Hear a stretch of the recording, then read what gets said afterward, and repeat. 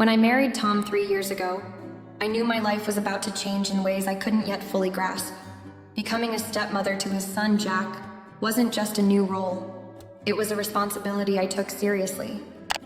Tom and I had talked endlessly about how we'd make it work, about how important it was to build a strong, united home where Jack would feel loved and secure. I wasn't naive. I understood that stepping into a family dynamic that had existed long before me would come with its challenges. But I believed in the love Tom and I shared, and in my ability to connect with Jack over time.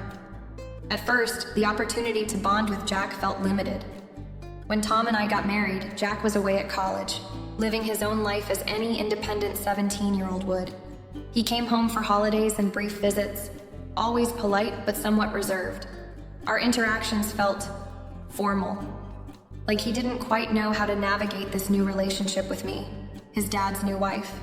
I didn't take it personally. He was young, and change is rarely easy, so I gave him space, never pushing too hard, but always making an effort to be warm and approachable. I was determined to let the bond grow naturally. Tom had always spoken so highly of Jack. "He's a thinker," he'd say with that fatherly pride that made me smile every time. "Smart, curious, a little quiet, but he's got a good heart." I imagined Jack as a younger version of Tom, kind, thoughtful, and introspective. That image stuck with me, and I looked forward to the day when Jack and I would have the chance to build a relationship of our own. That chance came when Jack moved back home after graduating college. He was 20 then, tall and lean, with dark hair that fell just a little too long over his eyes, giving him an artistic, brooding look. There was something understated about him, a quiet confidence that reminded me of Tom. He greeted me with a shy smile when he arrived. Carrying boxes of books and a couple of old guitars, he said he was trying to learn, but didn't have much time for. "Thanks for letting me crash here," he said as I helped him unpack. His tone was polite, even warm, but I could sense a bit of hesitation.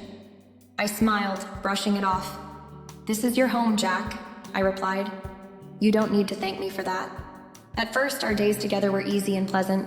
Tom worked long hours, so Jack and I often found ourselves alone in the afternoons. He'd come into the kitchen while I was cooking, asking questions about the meals I was preparing or casually sharing stories from college. We quickly discovered a shared love of books, and before I knew it, we were swapping recommendations and having long, thoughtful discussions about literature. I found his insights impressive, even surprising at times. He had this way of looking at things from an angle I hadn't considered. Our connection deepened when we realized we both love nature. There's a park not far from the house where I like to go for walks, and one day, Jack asked if he could join me. From then on, it became a bit of a routine. We'd walk for hours, talking about everything from the weather to philosophy to his dreams for the future. He seemed to open up more during those walks, sharing pieces of himself I hadn't seen before. He told me about his favorite authors, his struggles with finding his path after college, and even read me some of his poetry. It was raw and emotional, full of vulnerability.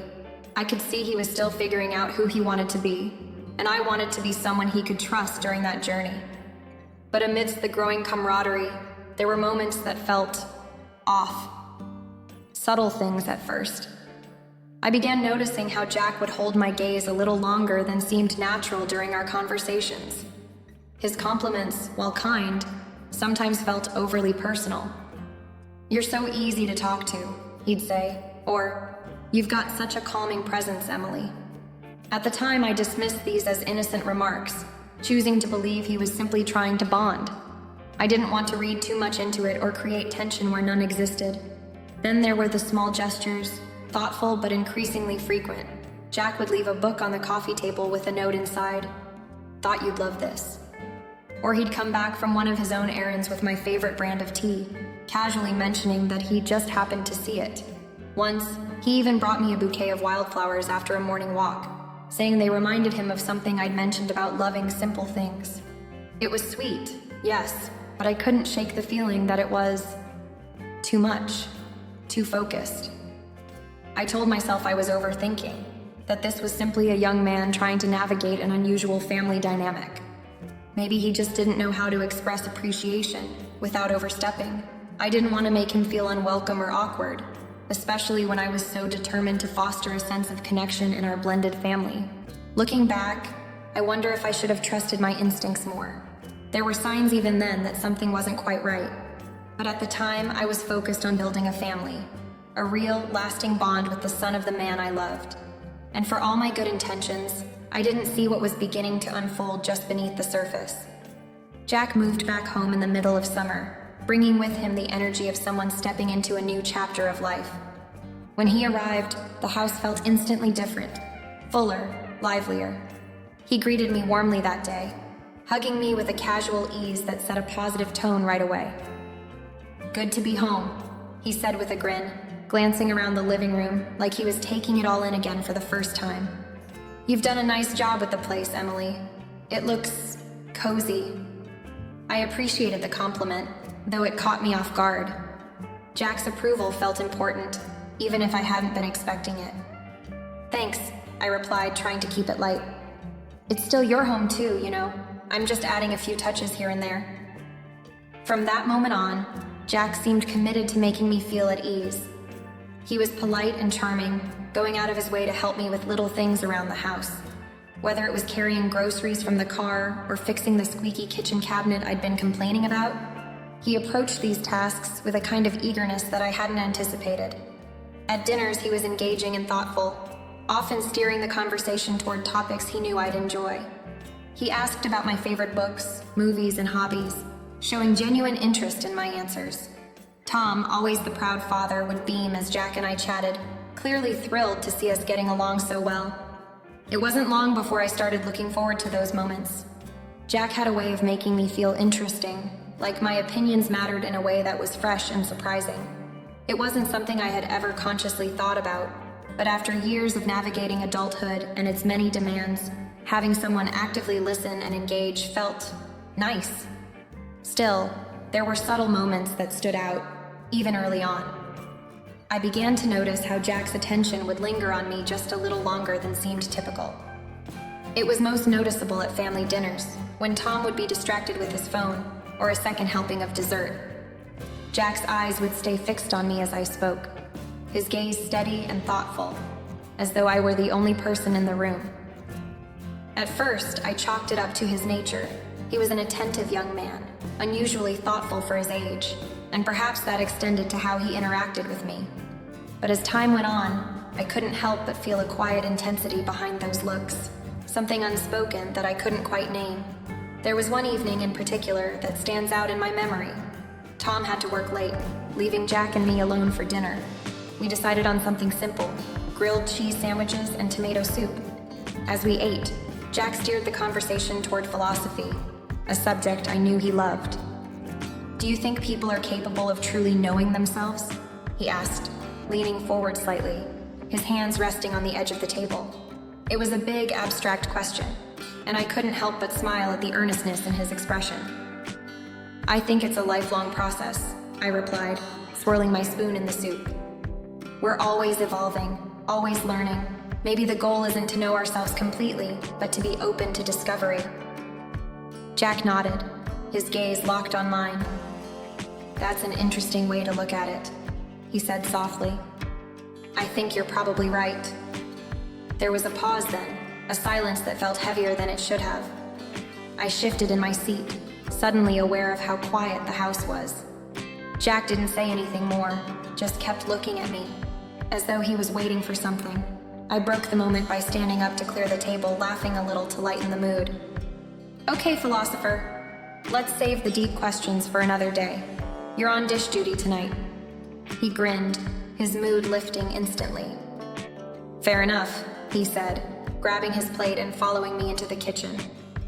Despite the ease of our banter, I couldn't shake the lingering feeling that there was something just beneath the surface.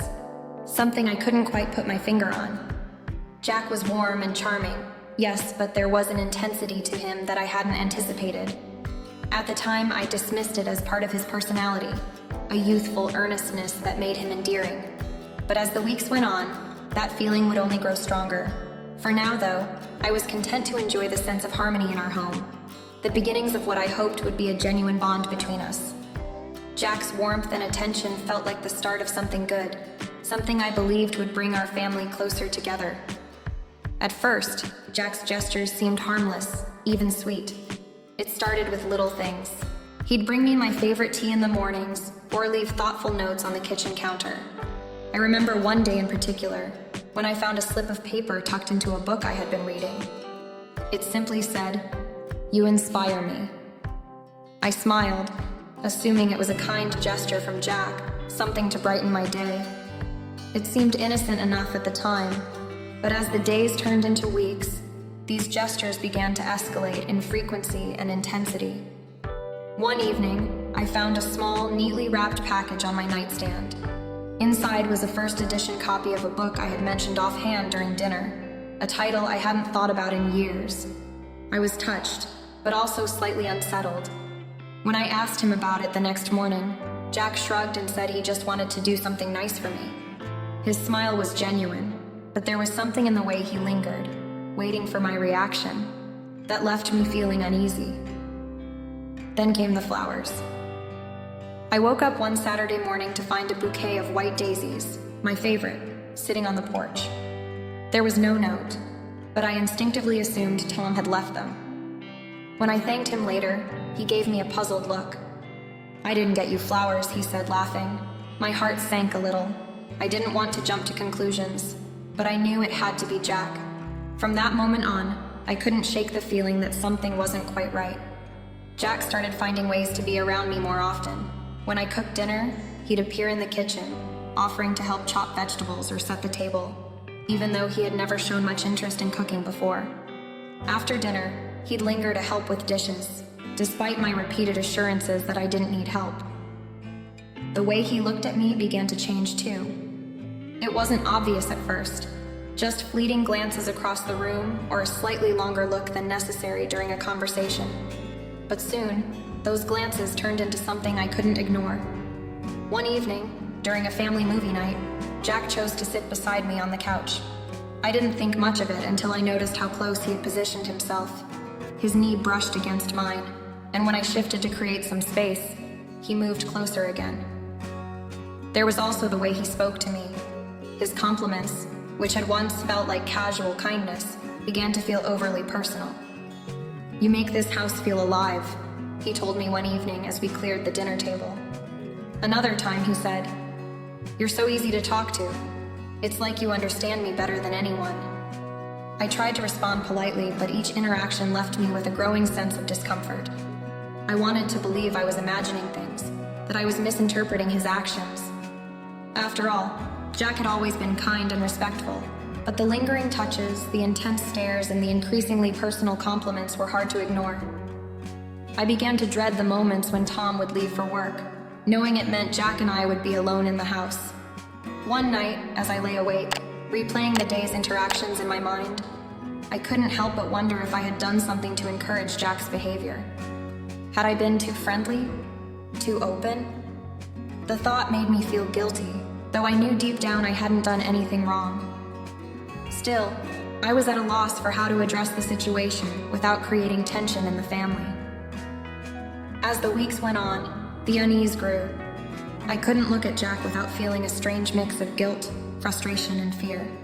I wanted to confide in Tom, but I worried he wouldn't believe me, or worse, that it would drive a wedge between them. So I kept my discomfort to myself, hoping that Jack's behavior would eventually stop. But deep down, I knew this was only the beginning. One evening, as the house settled into quiet, I found myself in the kitchen, finishing up some late-night work. The soft glow of the refrigerator light cast long shadows across the room, and the hum of the dishwasher was the only sound in the house. Just as I was about to close my laptop, I heard the door creak open. I turned around to see Jack standing there, his face pale and drawn. "Can I talk to you for a minute?" His voice was quieter than usual, almost hesitant. I glanced at the clock. It was well past midnight. I wasn't sure why, but I immediately sensed something was off. "Sure, Jack. What's up?" I tried to keep my tone light, but the tension in the air was palpable. He stepped further into the kitchen, his hands clasped tightly in front of him. His usual easy smile was absent, replaced with a look of unease that I hadn't seen before. "I've been meaning to tell you something," he began, his voice cracking slightly. He avoided my eyes, instead focusing on the floor, his brow furrowed with what seemed like a mixture of regret and fear.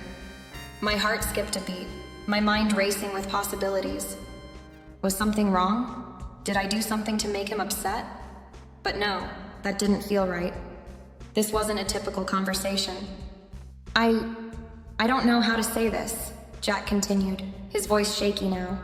But I've been feeling something for you, something more than just being your stepson. He looked up at me then, his eyes locking onto mine with an intensity I hadn't seen before. I froze, unable to fully comprehend what he had just said. My stomach lurched, and a wave of confusion swept over me. This wasn't real, right? This couldn't be happening. I've tried to ignore it, Jack added, his voice soft but desperate. I know it's wrong, and I know I shouldn't feel this way, but I can't help it. Every time I'm near you, I just feel this way. My breath caught in my throat, and my mind scrambled to find the right response. I felt my pulse quicken, my thoughts jumbled in a whirlwind of disbelief. This wasn't a simple mistake or miscommunication. This was serious.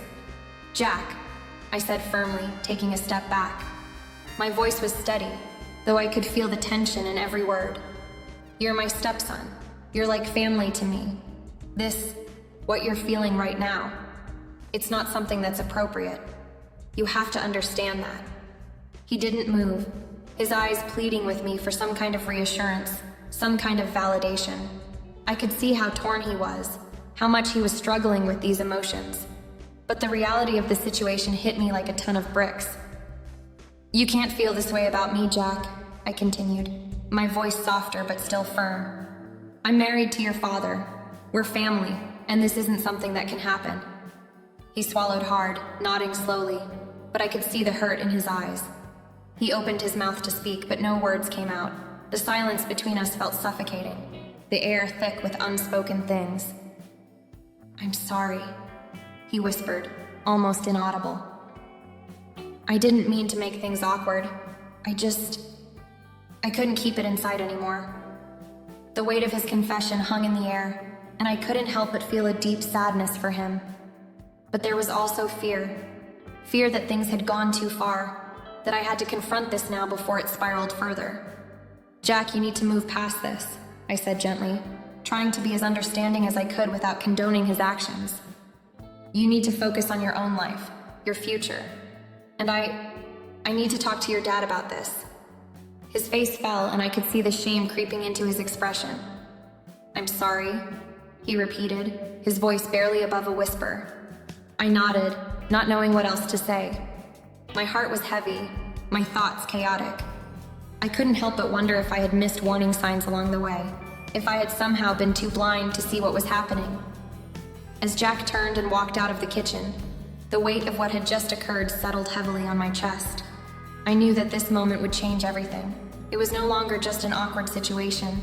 It was something that needed to be dealt with, something that couldn't be ignored any longer. In the days that followed Jack's confession, I found myself living in a constant state of unease.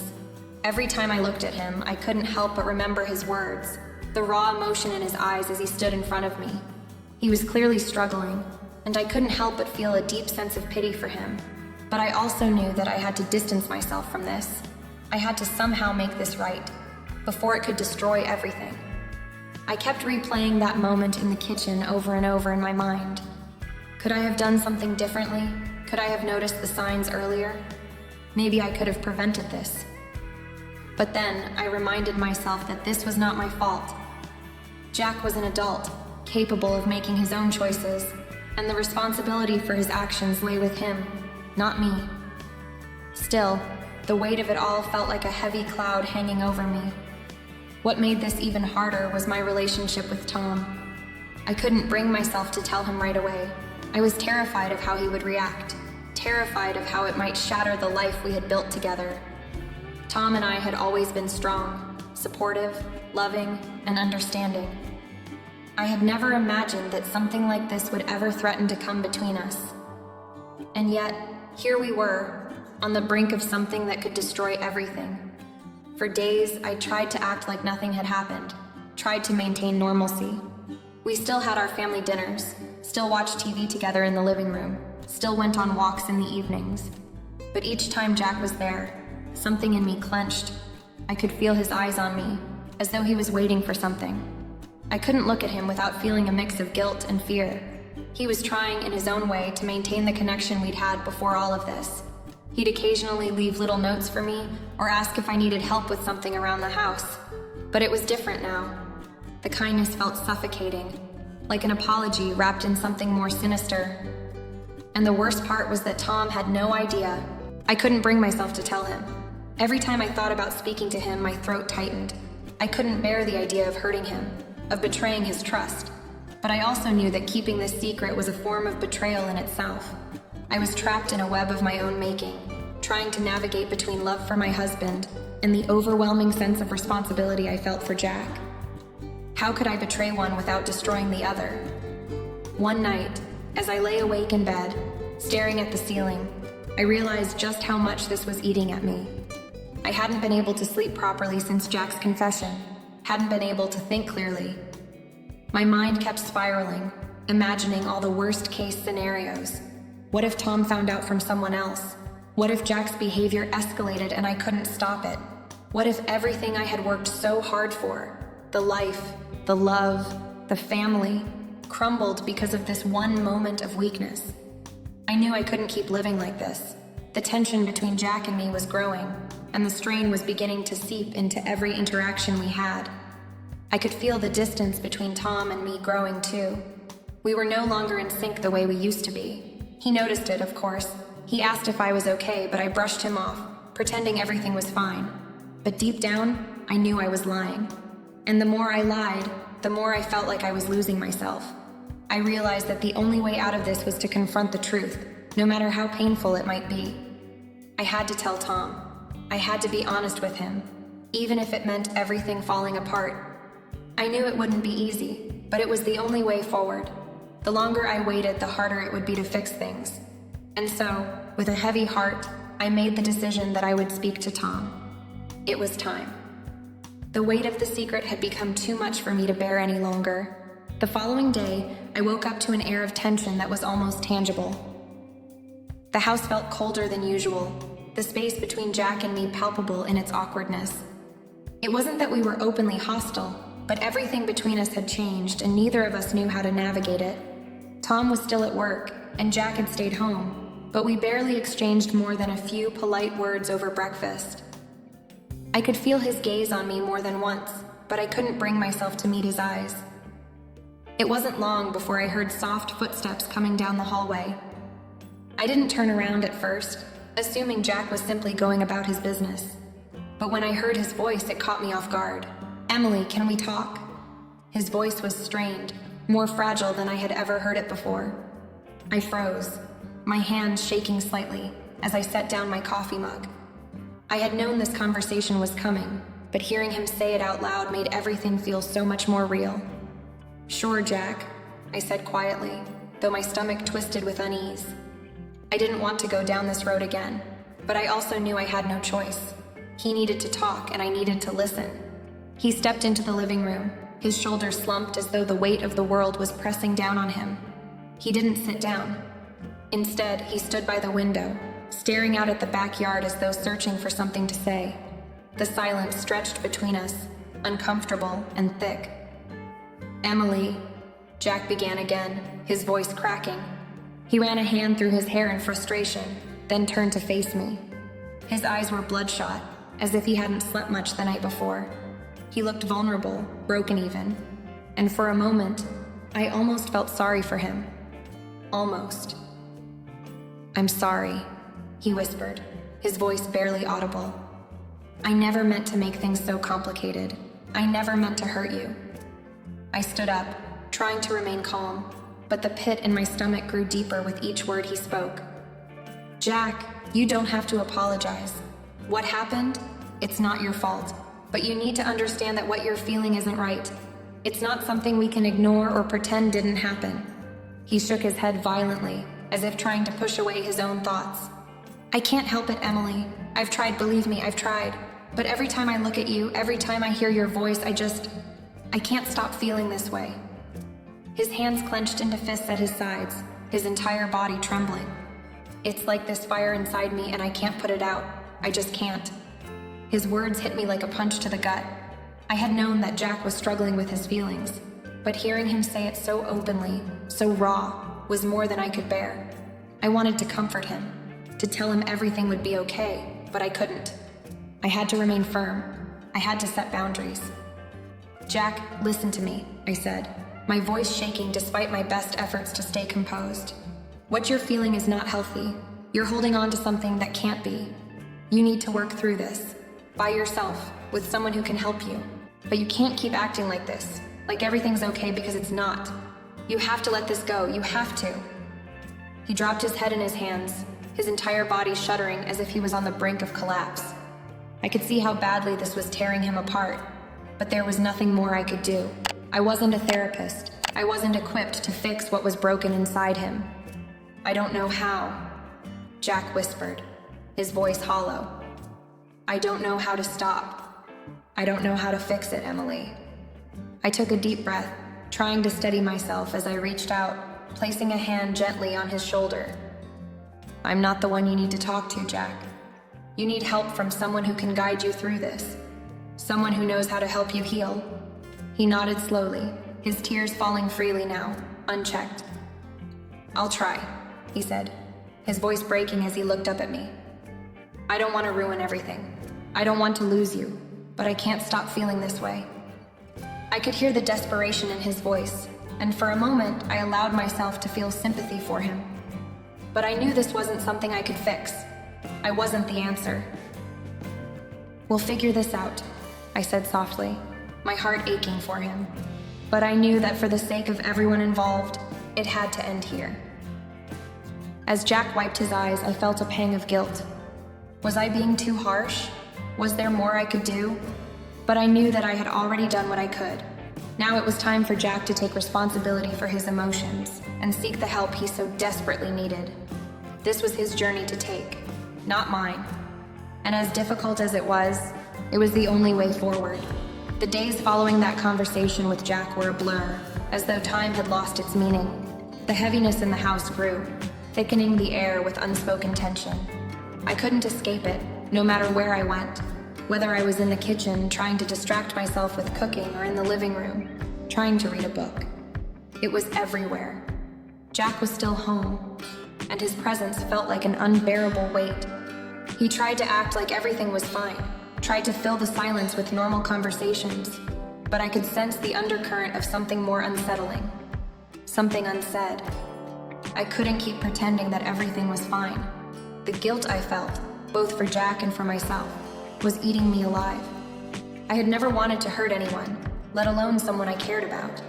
But every time I looked at Jack, all I saw were the raw emotions that were festering inside him.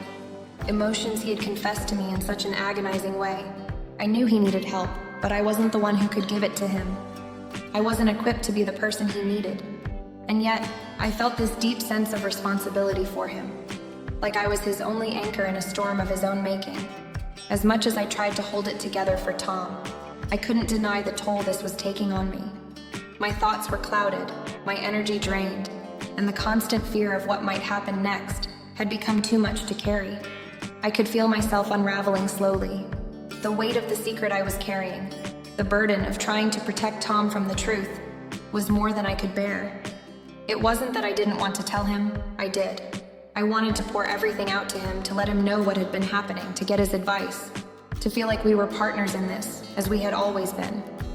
But there was something in me that hesitated, something deep inside that feared his reaction, feared what it might do to us. What if he didn't understand? What if he couldn't forgive Jack? And more hauntingly, what if he couldn't forgive me? I couldn't live in this limbo anymore. I couldn't keep pretending that everything was okay. The distance between Tom and me was growing, and it hurt more than I had expected. We hadn't been able to talk in the way we used to. His concern for me was evident, but he also noticed that something was off. He asked if I was all right, if there was anything he could do, but every time he reached out, I withdrew further into myself. I couldn't tell him, not yet. I wasn't ready for the fallout that would come after. But one night, as I sat on the couch, feeling the weight of it all crash down on me, I realized I couldn't go on like this. I couldn't keep hiding the truth. Tom was the man I loved, the one person who had always been there for me. I had to trust him. I had to tell him, no matter how much it scared me. My hands were trembling as I dialed his number. I could hear his voice on the other end of the line, light and warm, asking how my day had gone. For a moment, I couldn't find the words. How could I say it? How could I tell him the thing I had been hiding from him for so long? The silence stretched between us, and I could feel the weight of it in my chest. "Tom," I finally said, my voice barely above a whisper. "I need to talk to you. It's about Jack." There was a pause on the other end. "What's going on?" he asked, his tone suddenly concerned. I don't know how to say this, but something happened with Jack," I began, my words tumbling out in a rush. He confessed his feelings for me. It's been going on for a while, and I didn't know what to do. I've tried to handle it on my own, but I can't anymore. I need you to know. I need you to understand." There was a long silence before Tom responded. I could hear him breathing, and I could feel the weight of his thoughts on the other end of the line. "Are you okay?" he asked softly. "I don't know," I replied, my voice breaking. "I've been so scared, Tom. Scared of what this could mean for us, for our family. I didn't know how to tell you, and I didn't want to hurt you, but I can't keep this from you anymore. I need you." I could hear the tension in his voice as he processed everything I had just said. "I don't know what to say, Emily. This is a lot. I don't know how to react." "I know," I said, feeling the tears welling up in my eyes. "I don't know what to do either, but I couldn't keep carrying this on my own. I had to tell you. I don't want this to tear us apart. Please, Tom, help me." The sound of his voice softened, and I could hear the compassion in his words as he replied, "We'll figure this out, Emily. We'll figure it out together. I'm here for you." It wasn't the reassurance I had expected. Nothing could really fix this right away, but it was a start. For the first time in days, I felt like a weight had been lifted, like the truth had finally been spoken, and I wasn't alone in it anymore. I wasn't sure how things would unfold from here, but I knew that this was the first step toward healing. The morning after I had told Tom everything, it felt like the ground beneath me had shifted. There was no going back now, no undoing what I had revealed. I sat at the kitchen table, my hands wrapped around a mug of coffee that had long since gone cold. My mind was racing, the enormity of what I had done crashing down on me with every passing second. I had never expected Tom's reaction to be anything less than shock, but the deep pain in his voice, the silence that had followed my confession, it was more than I could bear. Tom was a man of action, not words.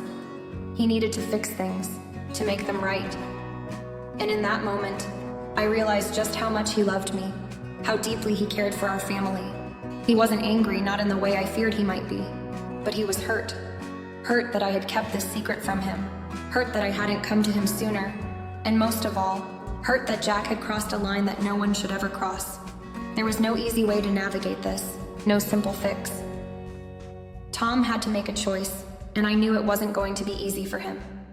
After I told him everything, he spent the rest of the day alone in his office. He didn't say much, and I could tell he was grappling with how to handle the situation. That night he sat me down, his face etched with concern and weariness. He took a deep breath before speaking, his voice steady but filled with emotion. "I'm devastated, Emily," he said, his gaze never leaving mine. This is so much. I don't know what to feel right now, but what I do know is that I have to protect you, and I have to protect our family. Jack has gone too far." I could feel my heart sink as he spoke. I knew this wasn't just about me. It was about the future of our family, about what would happen next. He wasn't just trying to protect me. He was trying to protect everything we had built together. His voice softened. "I'll talk to him, Emily. I have to. I have to set boundaries. Clear, non-negotiable boundaries. He can't stay here, not like this.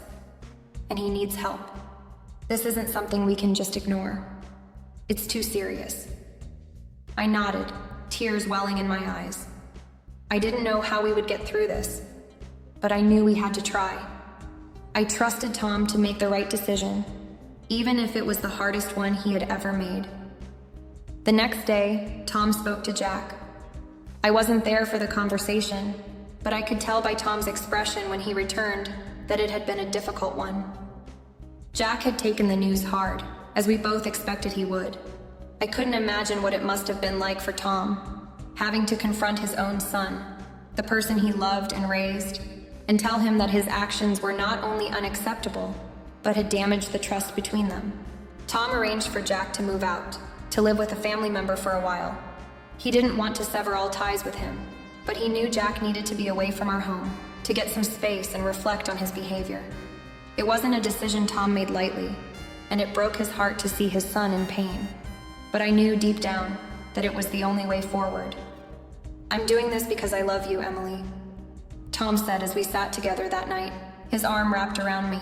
"And I love Jack too, but I have to put you first. I can't allow this to keep happening. I don't want to lose you, and I can't let our family fall apart." We spent the next few days navigating the aftermath, figuring out how to rebuild the trust that had been shattered. It wasn't easy, but Tom's commitment to me and to our marriage gave me hope. We went to counseling, both individually and as a couple, to work through the emotional fallout of everything that had happened. It wasn't an overnight fix, but every step forward, every moment of clarity, was a step toward healing. Jack did eventually seek the help he needed. He started attending therapy and working through his own struggles, something I hadn't been able to guide him through. It was a long road, but I could see the change in him, the effort he was making to understand the consequences of his actions. For Tom and me, it was a journey of rebuilding, one that required honesty, vulnerability, and a commitment to put our relationship first. We didn't know what the future would hold, but we were determined to face it together. And in the end, that was the most important thing. We had come through the storm, and though we had been tested in ways we never expected, our bond had only grown stronger. Tom's difficult choice, though painful, had been the catalyst for our healing. It had forced us to confront our fears, to acknowledge the things we'd been avoiding, and to embrace the truth. We had weathered the storm, and we had come out on the other side, more united than ever before.